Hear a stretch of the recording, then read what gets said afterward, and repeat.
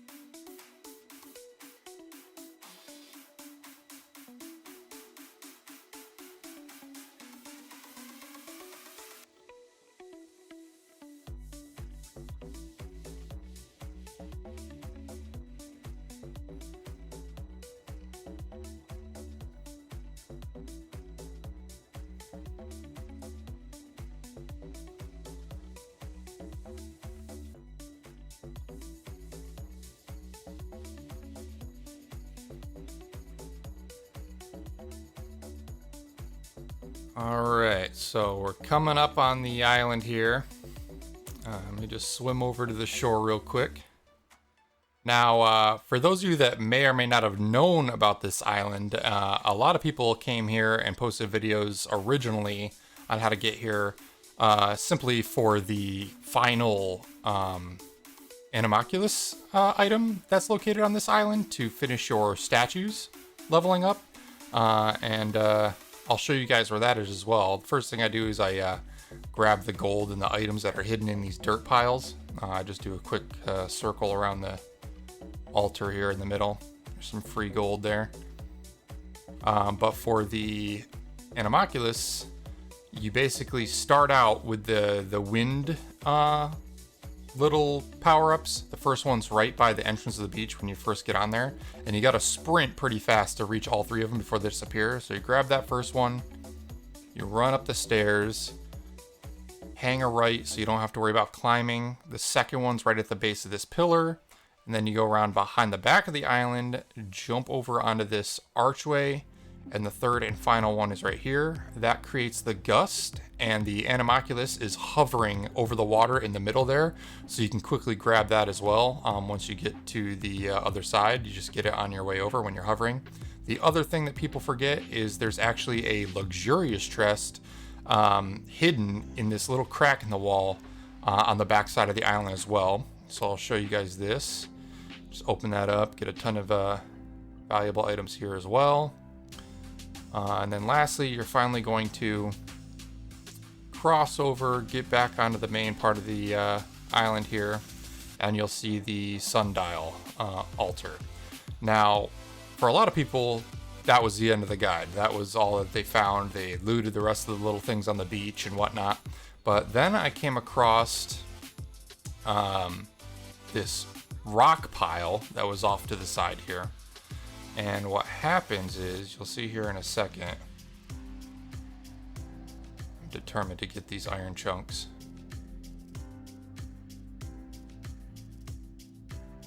Good Lord. Grab them. There we go. So this rock pile here is actually destructible. And when you break it, underneath this rock pile, you'll find this ragged notebook. So this is what starts the secret quest on this island. And there is some steps that you got to do to figure it out. So it's like a little puzzle you got to solve first. So what you do is obviously open up your menu, find the new book, and read it. And the details on how to initiate the quest will be there. Also, for reaching the hidden island, if it's your first time, you'll get this Seeds of the Stories achievement as well for finding the hidden island for the first time. So I wanted to show that off real quick. But anyways, you find the lore book. It's probably at the bottom of your list. The ragged notebook. There it is. Let's read it. And we go through. So it says, the words on this sundial seem to follow on from the one by the Thousand Winds Temple. Taken together the 4 times and delivered the complete message. This place and the Thousand Winds Temple must have something to do with the god of time. How ironic that the ravages of the time have devoured all trace of the god who supposedly presided over it. Also, the literature says that some ancient thinkers believed the Anemo Archon to have some sort of connection with this god. If that's true, there must be some evidence that here somewhere, generally, that would be in the form of an elemental evidence. Also, it definitely feels particularly strange around here at a certain time of the day. Now that's the key clue there.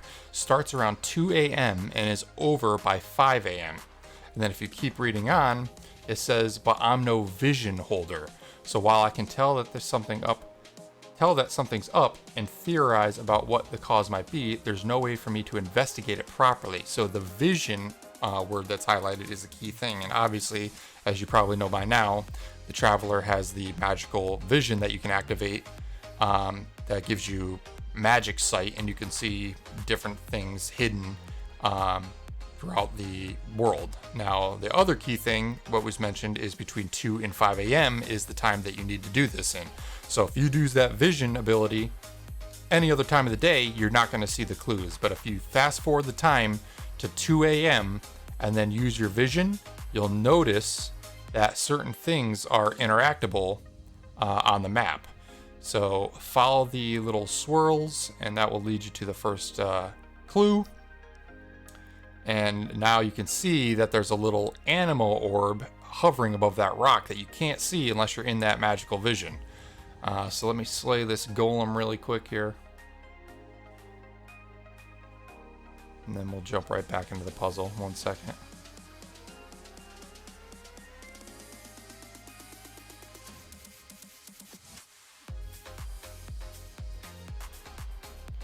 How many of you were lucky enough to reroll a Diluc for your team?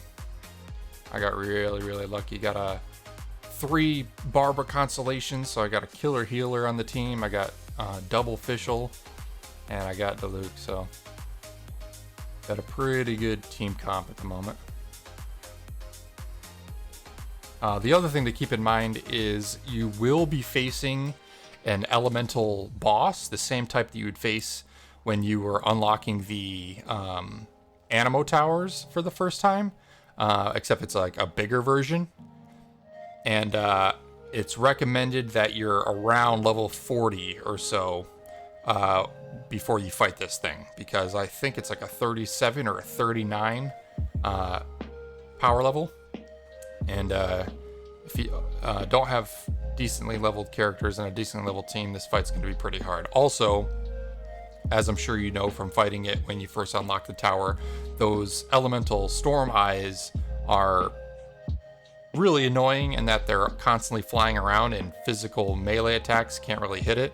So you're going to want to bring a long range like archer, like Fischl or something like that to fight this monster, because it's hovering around a lot, and you're not going to get a lot of hits on the ground. So having a ranged fighter will really make this fight a lot more easy. The fight in general is, even at a higher level, is pretty easy because you can just kite around them a lot, and in the first phase there isn't any additional mobs that attack you.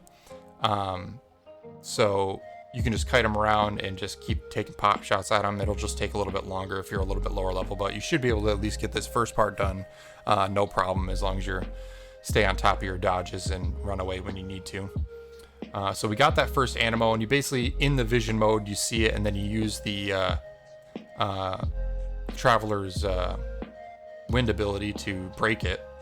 And here I make the mistake. I find the second one, which is over this water, but clearly you can't access it unless you have a frost bridge, so I have to adjust my party again here to include Kaya again. And then we create that frost bridge and use the wind ability to deactivate the second orb here. Switch back. And you technically don't need to see it to be able to disable it, you just need to know where it is. The vision just helps you find it. So this next one, I see the spirit lines or whatever leading to the top of that pillar, so I've got a good feeling that that third orb is on top of this pillar. And as you noticed when we started the quest, I said we had 3 of those orbs that we had to break in order to start the next phase of this mission. So we're basically using the vision to find all 3 of the orbs. So we've broken one of them so far. The first one doesn't really count, that just starts the mission. The second one is on top of this pillar here. So let's climb up real quick. And we're gonna run into something here that you'll probably run into as well when you're doing this, that I'll get into once we get to the top. So I just barely make it to the top. I use my vision, and sure enough, the orb isn't there. Now, the reason for this is because, as you remember before, the Dragon Notebook said that the visions only appear between 2 a.m. and 5 a.m.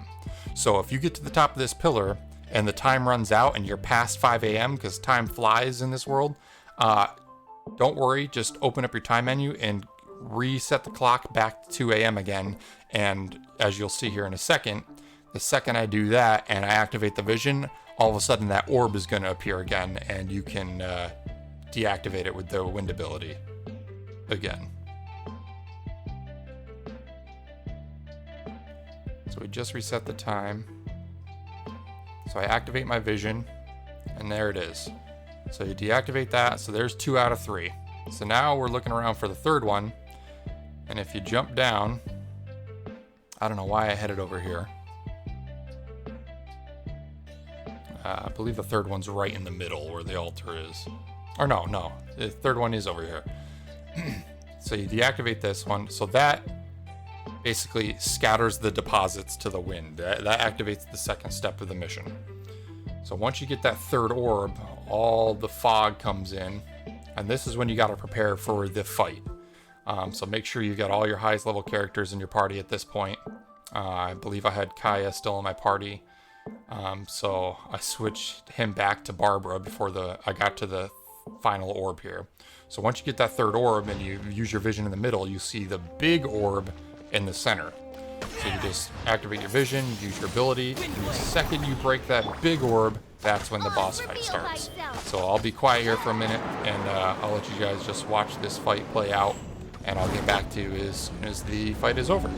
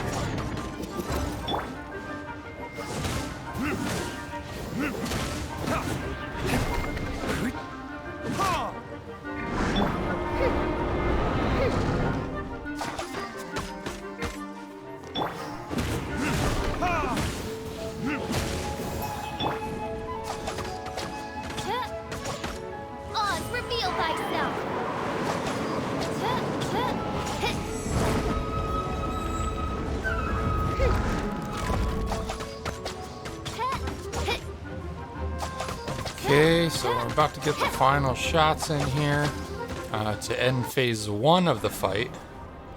I know I mentioned that there was multiple phases to this, so you get that last shot in. You don't actually have to take all of the boss's health down. You get him down to like a sixth of his health, and then he takes the teleporter and flies away. So I run around here for a minute. I'm like just double checking, make sure I didn't miss any chests. Pretty sure I got everything, but I just double checked a couple times. For some reason I thought that I had missed one in the corner, so I ran back and checked it. But I'm pretty sure we got them. So next thing you do is obviously at this point the vent in the center altar has started, and you'd use that and you glide way up into the air. And once you get to the peak, you'll notice that there's a trail of glider loops that you can go through. So you take that and it basically slingshots you back to the mainland. And there's one key thing you're going to want to look for when you get to the end of it.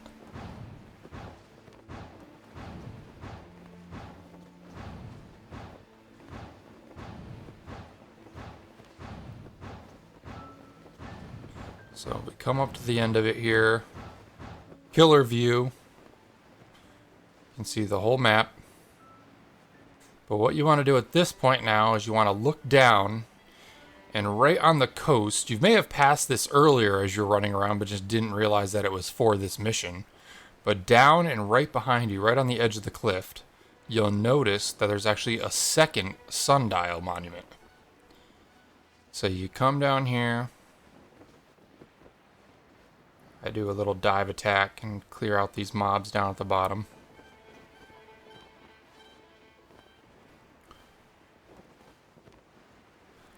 Glide down, take out these enemies real quick.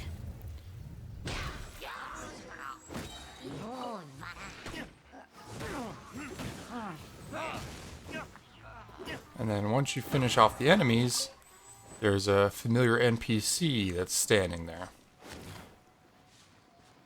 I believe he was there before, but the dialogue never took you anywhere. But now that you've seen the Eye of the Storm, there's additional dialogue that you can choose.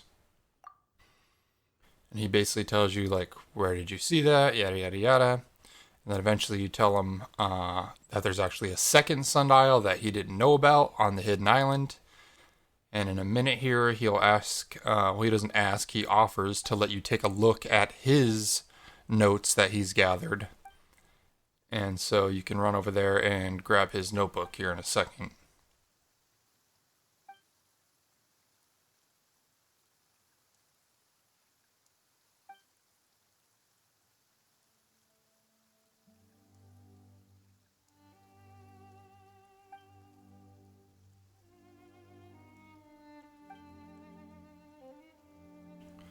There's a second sundial.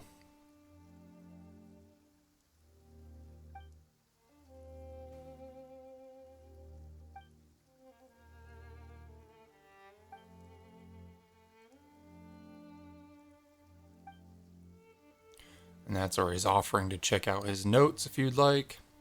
So his notebook is located at his tent. You just run over here real quick. It'll be on the ground. Thick notebook.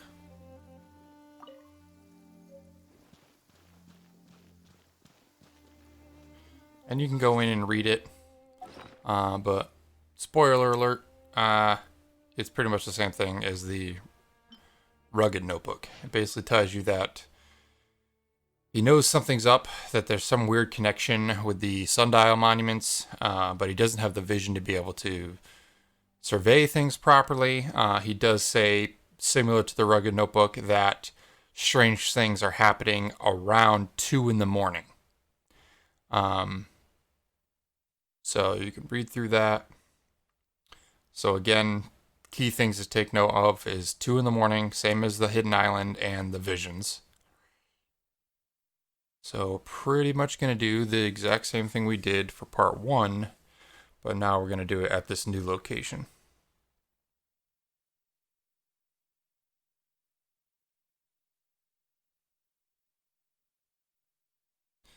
So you exit out of that, and then double check your time. Make sure the First off, the second part of this fight is a bit harder than the first fight. You're going to have additional mobs that can attack you during this portion, so be wary of that. But yeah, set the clock back to 2 a.m. Confirm. And then just like on the hidden island, once it hits 2 a.m. and we use our magic vision, you'll notice that there's those glowing Anemo orbs again. So you go through, and now this time, each time you destroy one of those orbs, you're going to have a small pack of mobs that shows up. So I highly recommend doing each of those orbs one at a time and killing the mobs that spawn completely off before you move on to the next one. That way you don't get bombarded with multiple mobs at the same time. Yeah, like these little blobs are 39. So I think it's like 37 or so when we were on the first island, and then the second part's even harder. So that's why I recommended being level 40 or so with a ranged character, because it can be a little tricky at lower levels.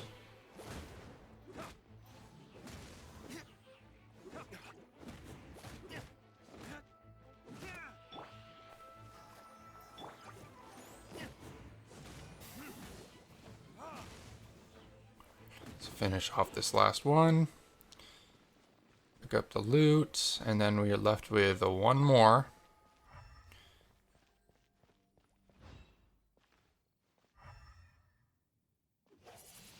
And this starts the second part of the phase of the boss. So now the Eye of the Storm has spawned again, but we have additional mobs to worry about this time. So I'll just let this fight play out, and I'll get back to you again once the second phase is done.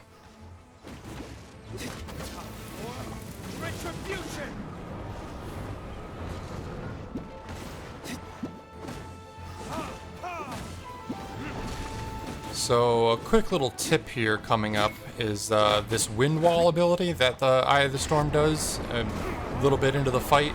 The second he summons that, you are just basically going to be constantly taking tick damage. So if you have a healer in your party, I highly recommend switching to your healer at that point and just spam attacking the random mobs that are in the arena, because that'll heal up and give some free healing to the rest of your party, because the boss doesn't really target you like one-on-one at that point. It's kind of just like an AoE ability. So yeah, definitely switch to your healer when that wind wall goes up. I do it multiple times throughout this fight. It's a good chance to get some free recovery in.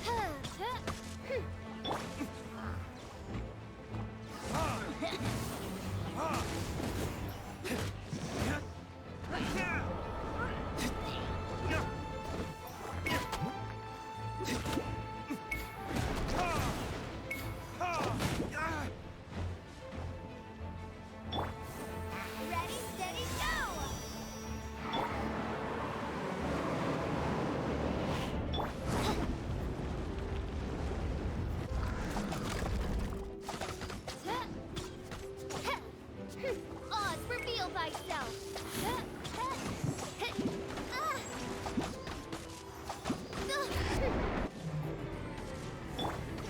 I'll protect us.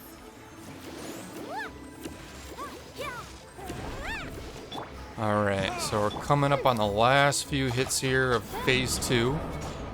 I believe I finished him off with a final attack here. Wham! So yeah, there you go. A bunch of character XP, some Mora. Nice little chunk of change there. But when you finish the boss, you gotta go over and talk to Henry again. And go through a few quick dialogue options. You basically go in detail of how you solve the riddle. And then he gets all excited and says he's going to take this new information basically and go and explore the new island himself. And as soon as the dialogue options are finished, you should get the achievement.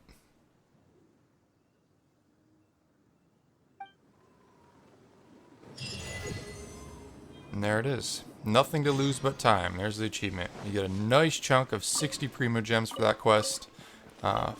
4 character experience books. There's all the enemy loot that I picked up. And you get an additional 5 Primo Gems for the achievement. And that's pretty much it. If you guys enjoyed this guide, be sure to hit that like button and share it with your friends. I plan on making some future videos for Genshin Impact. I'm really enjoying the game, actually. It's pretty fun. But yeah, until the next one, I will catch you guys later. Peace. Thanks so much for watching, you guys. I hope you enjoyed the video. If you did, be sure to hit that like button. Also, if you're looking to join a killer community of like-minded gamers, then be sure to click the link in the description and join the Glitch Gang Discord server. We continue to grow every day, and it's filled with all your favorite game discussion channels, as well as several LFG channels to help you find that perfect group for your next hunt or raid. Lastly, if you're new to the channel and want to keep up to date with all my future content, then consider hitting that subscribe button and turn on those notifications. Hope you all had a great day, and I will catch you on the next one.